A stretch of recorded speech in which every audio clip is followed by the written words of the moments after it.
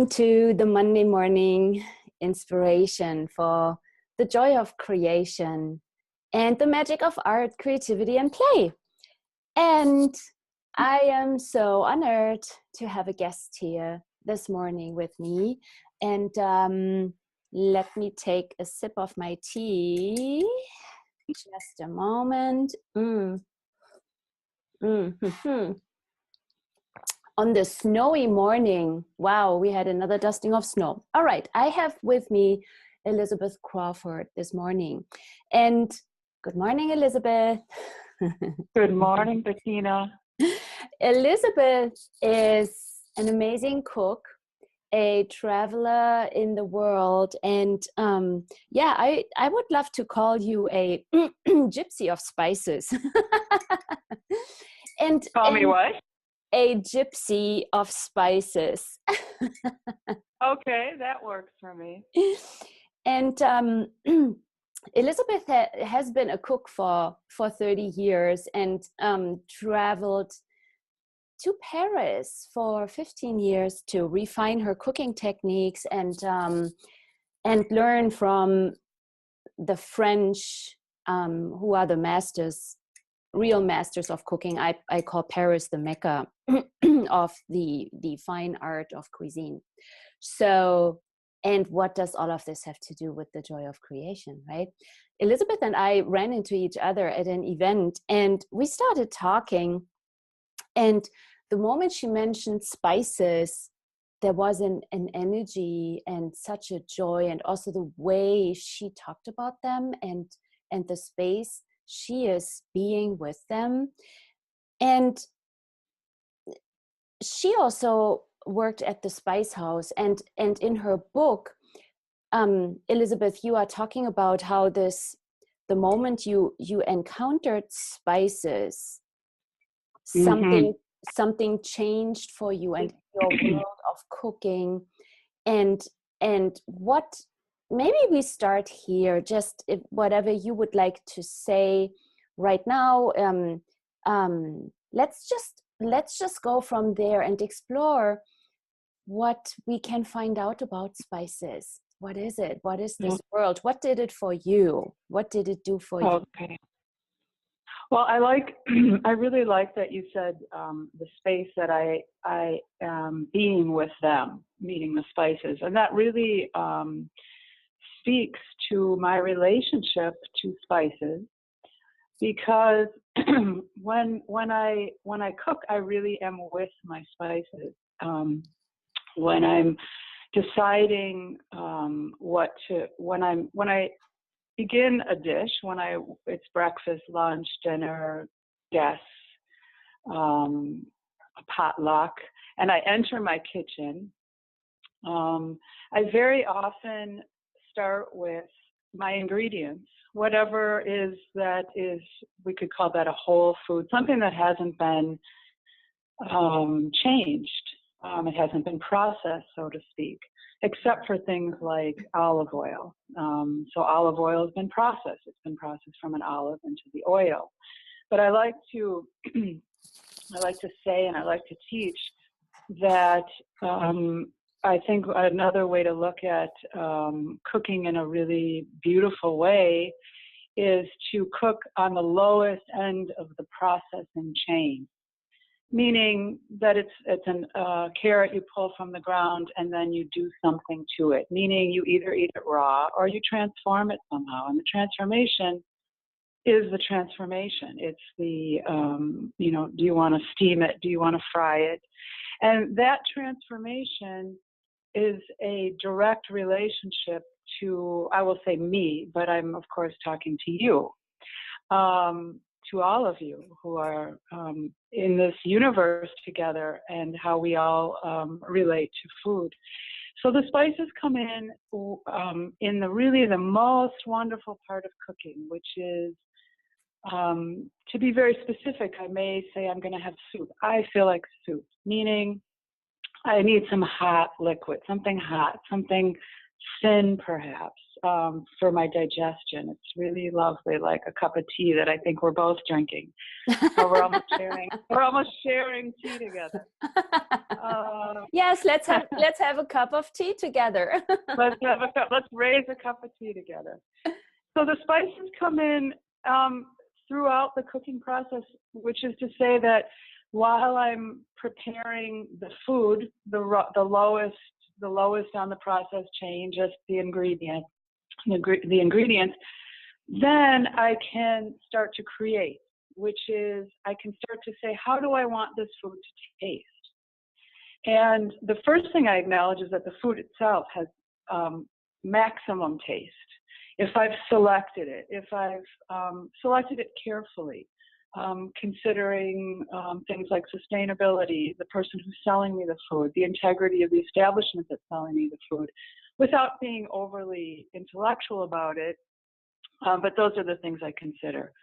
And the only thing left is, how do I want this to taste? And the taste is everything. Because the taste is I think I ask myself in a very subtle, practiced way. I think it's what we do. We say, what do we feel like? It's sort of saying, what are we in the mood for right now? And our mood has to do with, how do we want our food to taste?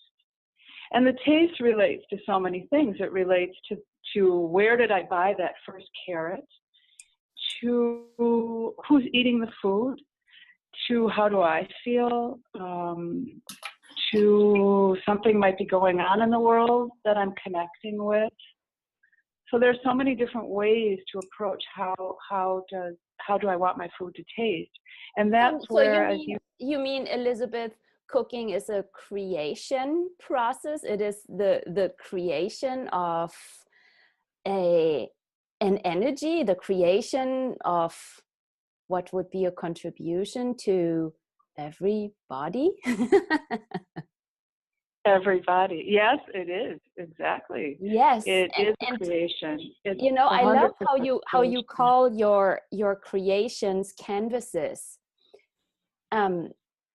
Would you like to talk more about that also? A canvas, like a spice canvas, or a how could we call it? Canvas. Canvas. Mm-hmm. Yes, like the artist, when I'm painting, I have also my ingredients, right? I have this blank canvas, and I create. So would you like to talk about what is that for you? What made you call your creations canvases, which I really love? Mm-hmm. Well, I can't claim full ownership of that idea. I learned it from somebody, which I've learned everything from somebody, but I learned from a great French food writer. It was a truc, you say, I guess. Maybe not pronouncing it right, but in this particular cookbook, they call them, I think it's truc. It's like a note, a side note. And I love this book. It's called Bistro Cooking, and the writer's Patricia Wells. She's from Wisconsin, and she writes these things. So one of the so that is where I first understood that expression many, many years ago. I have many expressions that have become I call them my guiding lights, the ideas in cooking that have pulled me and pushed me and guided me on this beautiful culinary journey. So the idea of a canvas is that exactly how I described it before, which is that the carrot can be a canvas for a soup. It can be a canvas for a Moroccan tagine. It can be what I put out in front of me, or we can say, like, what we take from our cabinets or our refrigerator. There's the idea we open these doors up, and then we are inspired by what's inside, or we just are practical. We don't want to waste food, so we want to cook it or eat it so it doesn't go to waste. So those are the blank canvases. The food themselves is the blank canvas. And then the layering of technique, which I so appreciate, Bettina, that you brought up about Paris being the mecca of culinary mastery. I really, really appreciate you saying that. So yes, the creation is from those canvases. And we could even say that we're the canvas. What am I bringing in to the table? What am I bringing to the kitchen? Yes. Totally. I love that, you know, when you say just this image, when you say you open the cupboard or you open the fridge, and no matter what, whether it is a leftover or whether you start really fresh from fresh ingredients, what if that really is a creation where you know, when you talk about food and the culinary experience and journey, I'm getting so much joy and a gentleness that is coming from you. What can we really create from this curiosity, right? Like, wow, I wonder, what can I create here? What is in my fridge? What is in my pantry? What is there? And not like, how many of us are, you know, doing the same thing over and over. Even for me, it is so easy to, oh yeah, I have my dressing and that is my dressing and I like it. And then what I find is that every once in a while, then I come across, when I'm in the supermarket, for instance, I go to the spice section and I find, let's say, mustard seed ground or any other amazing spice, and then I add this to the dressing, and that changes everything. And also what I love about what you say is the simplicity of it. It does not have to be incredibly complicated to make a delicious dish, right? Yes. Well, quite the contrary. I mean, I believe that I cook on in my cookbook, I wrote that I often will express that, you know, though classic French cooking is my true love, I mean, in terms of cooking, I love to cook everything. There's nothing that I don't love to cook, but I do love classic, to go back to those roots of classic French cooking, but I love rice and beans. To me, a bowl of rice and beans is so delicious, because it does speak to what you were just saying, which is that I think that the simplicity in cooking is what is so delicious. Yes. Because it can incorporate everything, and ultimately it is about creation, and so that is what's also so fulfilling. So the food itself is fulfilling on many, many different levels, which, you know, we can't all really describe every reason something tastes good, but the fulfillment of the creative process is what is essential. Yes. And that is what, if there's anything in my whole culinary career that I would love to convey, and so I'm going to try right now, and that is that, that because food is something we need to do, first and foremost, we need to do it, and we derive so much pleasure from it, and certainly we shouldn't deny ourselves of that, but the actualization of it is even more fulfilling than everything prior. That I mean, our nutritional needs are not that great. I mean, they should span a great spectrum, which we can go back to talking about spices, which spices deliver. Yes. We don't need that much food. So the food that we eat can be just chock full of pleasure and creativity and fulfillment. Yes, and the pleasure and the joy of it. And you know, I recall we went out west, and we were on in the Orcas on an island, and we went into this one cafe, and I entered, and right away there was the smell of spices. So I got this amazing cup of chai tea, and the brew, the spices, you know, I drank that tea. It was a slightly coldish morning, and there was a little fog, and, you know, it's the ocean and everything with the humidity. And that chai tea gave me such joy. My body was so joyful, and I was like, it was an explosion of taste in my mouth. And I asked these people for the recipe, and they gave me their recipe. And then, you know, when I go out and I buy the spices, the pepper and the cardamom and all the all seed, when I buy these spices, it is such a joy And Mm-hmm. you know, like the nourishment, I wonder even like the nourishment that they have been for thousands of years. And you write about this so beautifully on your website. And there's even, your website is, for everybody who is listening, it's Elizabeth Crawford Cooking, right? .com, or is it elizabethcrawfordcooks.com? Cooks, that's correct. elizabethcrawfordcooks.com.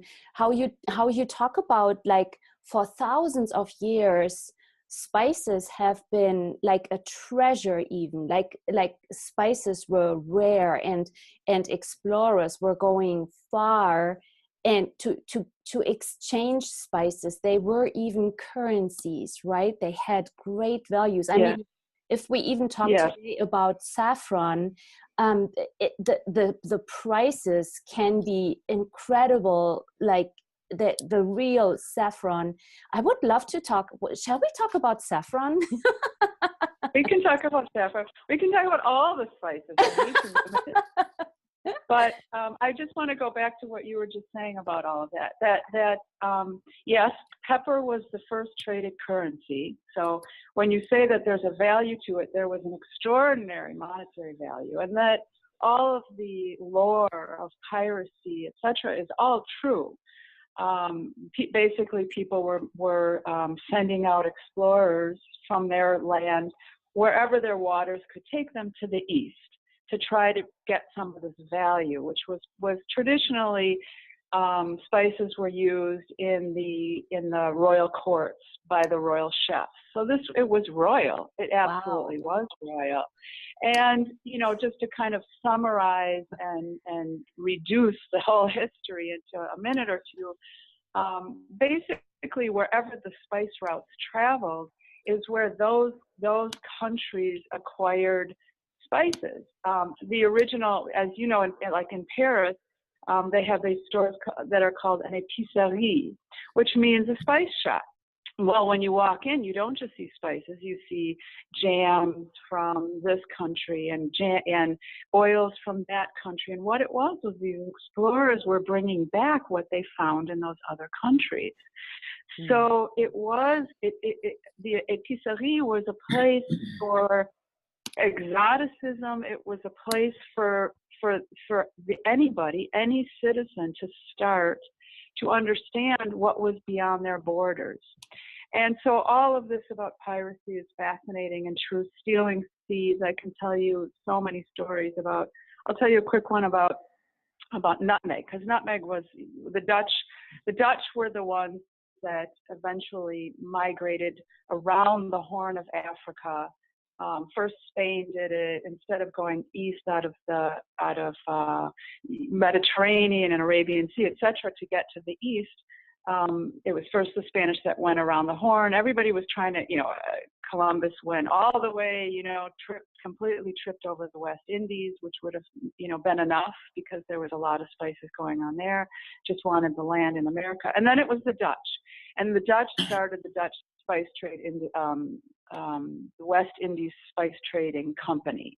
And that was the official spice company where it started to filter more down into everyday life. And so, yes, it was very valuable. And to me, the value of that was that this was an acknowledgement that these humble seeds from all over the world, at that time mostly from the East, were bringing value, not just monetary value. So it literally was opening the door to people to the rest of the world and not just tasting food, but tasting the people, tasting the history. And that is why Morocco has such a the most sophisticated cuisine in my book, is because the spice routes ran across the Atlas Mountains. And a lot of the spices traveled that way. So they use a lot of spices in their cooking in a very exotic way. For example, saffron. So we can segue into saffron. So Moroccan cuisine uses in much of their cuisine, their tagines, etc., they use a combination of cardamom, cinnamon, and saffron. Those are the three spices that are used often in that cuisine, and that's very, very exotic. Cinnamon is very sweet. Cardamom is very ethereal, I will say, and saffron is just utterly exotic and divine. And so that's how they use it. But then you can take cardamom and start talking about India. Okay, so cardamom in India. You can talk about saffron. Where else do they use saffron? It's grown in Spain, Iran. Iran is a big. So I'm trying to sort of open the topic here slowly of spices, and saffron. If we just I'm wondering whether anybody here. There are some people on our call. Hello there, everyone. Whether we all know about saffron and how it is actually crocuses, and somebody is really taking these little, I don't know how you call these, but they take them by hand with a little tool. They take those out of the crocuses, and then that is being dried. And so, and even saffron as a taste, which yes, in Iran they use it also for saffron rice, which is delightful, and it's very sublime. It's very subtle. It's not a like pepper, which is like a big energy, but the saffron is such a refined ingredient of what it does, even in combination with other spices, that it is amazing to even, how is a spice collected? Where does it grow? Contemplate it. Yes. Do you want to? I said it's amazing to even contemplate. Sure. I'm sorry for my interruption. Yeah, it is amazing to contemplate. Saffron is, yes, there's, 275 species of crocus, and only one of them grows the saffron threads, which are the stigma of that crocus.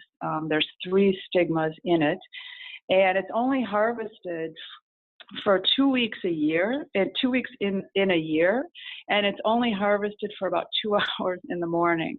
Wow. So as soon as that flower is as soon as those stigmas are ripe and ready to be picked, the flower opens after sunrise in the morning, and it's only about 2 hours that window exists. And then the flower folds up and goes to sleep again. So it's critical to pick it at those 2 hours for those 2 weeks in a year. And so the reason saffron is very expensive is because of the labor. So the saffron threads are picked. If you go online, you can see beautiful pictures of people sitting around tables with mountains of saffron. It is then sorted according to grade, maybe 1 or 2 different grades. And then the rest is packaged and sent out and shipped out, etc. And it does have a very long shelf life. Unusually so, it has about a 7-year shelf life. So it's a little bit of a misnomer how expensive it is, because a gram of it in a store should run you at $10 at the most. It depends on the economy and the climate and everything like that. But it lasts a very long time because you really just need a pinch of it. Yeah. Wow. This is so amazing. And then to find out that, just as an example, we went to Costa Rica, it was, I think, 2 years or maybe 3 years ago. And we went to a biodynamic spice farm on the coast. And what we learned there about spices was amazing. We went on a tour and we saw the cinnamon bark, and we learned about vanilla, that it is an orchid, and to just learn all of this and the contribution. Some of you might know how much I love nature. I love the earth, and I love flowers and trees and everything. And that contribution that these flowers are, that the trees are, the barks, and coming back to food, as you said, Elizabeth, what if we don't go so much for the quantity of the food, but the quality? And what quality are spices creating when we eat them? Great quality. If we just talk about rice with saffron, which is actually, that recipe is in my cookbook, is just rice with saffron. So if you just take a third of a cup, which I do often, a third of a cup of basmati rice, and cook it in 2/3 of a cup of water, and then when it's done, I take the top off, and I lay down a few threads of saffron on top of the rice, and I put the cover back on, and I let it steam for a little while. So to describe, it's indescribable to describe that kind of simplicity and that kind of, what was the word that you used, Tina? It creates something. Well, let's just say it creates something way, way, way beyond its initial three ingredients, water, 4 with a little bit of salt. So 4 things: water, salt, rice, and saffron. In my mind, create something indescribable. And so we can try to describe it, or we can just give over to it and just say that this humble plant, and you brought up the point of how did we discover this? It really was discovery. It was a complete sensory experience, which is to say that it started basically in Egypt, where they created vessels for cooking. So before food was eaten or cooked crudely, they created vessels, which meant that the food would go into a pot. And that is when they started adding flavoring, which are spices and herbs and extracts, etc. That falls into the whole category of flavoring our food. And so it was the Egyptians that really started that process of flavoring our food.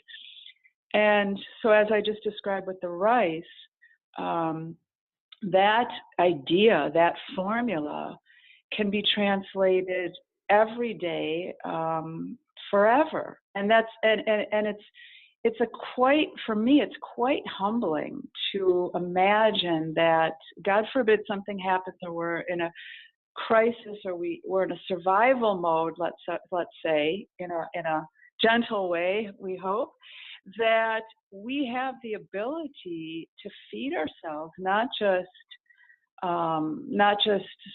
something to sustain us, but something that's gorgeous and delicious. And that generates so much light and so much energy in the world. And that moment of pleasure, when I take a bite of a bowl of rice with some saffron infused into it, is indescribable. Yes, because yes. it's those flavoring elements were things that people literally stumbled over. A waft of wind took up the aroma of a rosemary plant, and Yes. somebody explored that and said, if we take a cutting of that and infuse it into our food, oh my gosh, look Yes. at what we just created. And see that then if we look at cumin, for instance, now there are supplements with ground cumin in the capsules, and that it's anti-inflammatory for the body. Like, see, when we really start also listening to our bodies, and we consider the possibility of spices, really, what can they create for our bodies? Where, like, I recall in Algeria when I was traveling there and I had some stomach issues going on. They made me a very simple vegetable-based rice soup, and they added cilantro, just fresh cut herb cilantro. And at that point, I was not yet familiar with cilantro, and I thought, well, that is, and these people there were half Algerian, half Vietnamese. So it was a blend of cuisines, but they used that soup to calm down the digestive tract in the body. And so I really tell that the cilantro calmed down my stomach, and it also stimulated something in my body. So look at all this, which is all really simple. It is rice and some vegetable-based soup and cilantro. And what it Yes. is, and ever since my first cilantro tasting was not, I didn't know it, I wasn't familiar with it. In Germany we don't cook with that. And then later I started loving it, and it is like, I'm really passionate about, maybe you can tell. I'm passionate Yes. about spices, because it is this today, unfortunately, more and more people lose the tasting experience, where it's all about, you know, the fast food and just like eat something and just like stuff your body or whatever. But what if we can really change this by exploring the world of spices and herbs, the world of the culinary raffinesse, how the French Yes. say. Yes. Yeah, the Je comprends. refinement. Well, yeah, and that's really what I, that at the end of the day, I just would love to encourage people to start playing with spices. And the one thing about spices that's very reassuring is that there's no right or wrong way to use them. That's the beauty of it, is that it's all, nothing's going to happen. So if you're cooking a soup and you decide, when I worked in the Spice House, which is the Penzi family, I'm very proud, very honored by my affiliation with them for over 20, well, I still am, but I worked in the store for about 18 years in Milwaukee. And, it's a very normal reaction for somebody to walk in and just say, oh my God, I don't know what to do here. I feel very out of my element. In the same way that I feel out of my element walking into other kinds of industries and venues that I'm unfamiliar with. So I really could appreciate that. But what I would say is just buy what you want. Always buy it fresh. Food co-ops and spice stores are great places to do it. Where if you smell a spice and it has a strong aroma, it will have a strong taste. If it doesn't have aroma, it just means that the very delicate oils are dried up, and there won't be any taste. So just dump them out and go and spend $1 or $2 and just buy a little bit of fresh stuff, and just collect them. Collect little jars that you like and fill them up and put little stickers on them and put them on your shelf. And that's really all there is to it. And when you gravitate, if I'm cooking something, I don't even know what I might be having a dinner party and just start cooking out of my kitchen and have no idea what I'm making. It just evolves. And so much of that evolution is the spices, because if I'm in the mood for hot, spicy food, I might, all of a sudden I might think, yeah, I'm going to go in that direction. And then I might, if I just need something simple and calm and quiet, I might not even use any spices. Salt and pepper, to me, are the greatest that there is. Good sea salt and fresh cracked pepper. I mean, you almost can't get better than that, but you can. But you can. How does it get any better than this? And I just want to quickly check in with those who are on our call here. Do you have any questions? Yes, Hello, I have there. Oh, go ahead. I was just saying hello. Oh, hello. How are you? Thank you so much for being here today, Miss Elizabeth. My pleasure. Anyway, I know that you're talking about how these the spices can evoke certain bodily and emotional responses, which is just so fun. But do certain spices translate into certain energies, sort of like crystals do? Mm-hmm. Well, I think Bettina described it very well when she described drinking the chai or having the soup with the cilantro. I mean, I think that she actually answered that question. I mean, I could use a lot of words to say that it is very energetic, but intuitively it is. So how it works, I can't necessarily say. I have a book about, it's called Healing Spices. And it's a very funny book to me because it goes through every spice that there is, and there is a finite number of spices.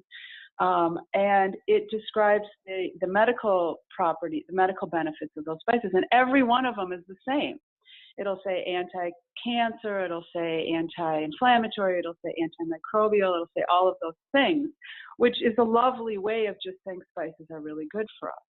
Now we can't. They are, and the idea of selecting a spice based on a symptom that we're having is very beneficial for sure. I mean, if I have a lot of inflammation, but I don't look at it. I don't necessarily look at it on that micro plane, like that. I have a lot of inflammation, so I'm going to go put a lot of turmeric in something. I'm just going to generally make a pot of something that has a lot of spices in it. And typically that's going to tend to have more of an Indian flavor, like a dal, because then I can just throw everything into the pot. I mean, with specific taste balancing desire, with a desire to have it taste good and have it balanced. But at the same time, I mean, for example, I love grain. So I like cooked grain, cooked cereals. So I might make oatmeal, or I love sorghum. There's a wonderful instant sorghum, sort of like the old cream of wheat type of thing. But, and I like thin and hot in the morning. It's a very wonderful way to kind of wake up your system. And I may decide to put in a lot of spices, a pinch of cinnamon, a pinch of cardamom, a pinch of anise, a pinch of, what else? Fennel. Vanilla. I'm sort of running through the list. Exactly. Vanilla for a sweetness. You can put everything into that. Certainly over time you will know how to balance those spices. But I may wake up and say, yeah, that's what I'm needing right now. And I can simply just add some pinches of that to a bowl of hot cooked cereal and devour that. It'll taste magnificent, and that's going to do a lot for me in every which way. Energetically, it's my blood is going to be so happy. It's just going to create and personally, that personal level of fulfillment, as Bettina so beautifully described, drinking that chai with all those spices. It's, to me, I feel that spices are just instantly, I'll say enlightening. I'll use the word enlightening. Because it's mine. We have developed such a distorted view of cultural cuisine here that in the culinary world, we will actually go so far for many decades to say that we know what's going on in the world. And what we know is that we're so far removed from the gorgeous energy that food provides us, which generates so much light in the world. I mean, when you sit, we all know what it is to sit across the table from somebody and eat a bowl of something simple. I mean, I've been observing it for over 30 years. I've been serving food to people.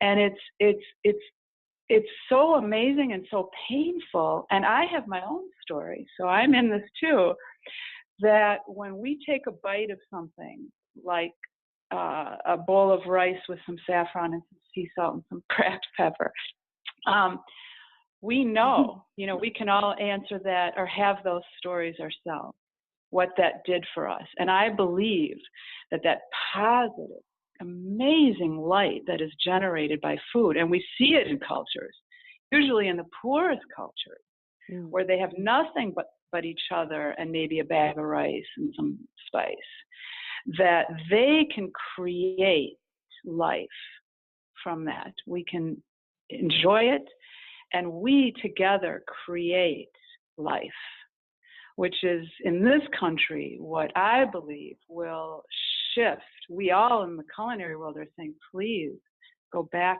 to the table. And it's not easy. I know that.